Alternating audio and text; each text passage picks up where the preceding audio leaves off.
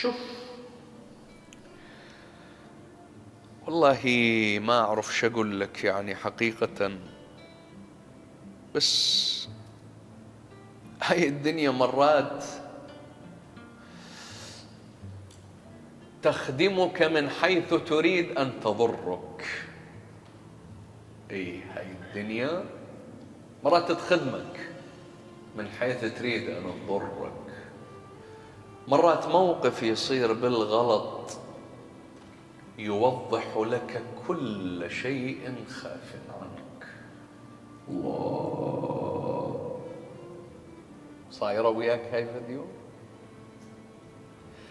موقف بالغلط، لا انت محسب له ولا عاد للعدة ولا متهيئ له ولا هو صدفة، وإنما صار نتيجة غلط.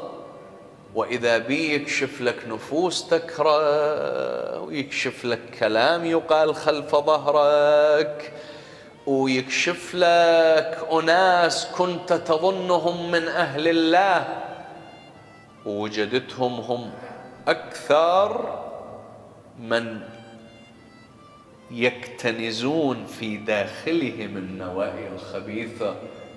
علي بن أبي طالب يسأل، رجل يسأل يقول له يا أبا الحسن أين الفلاح؟ قال في حسن النوايا. الإنسان يفلح بمن؟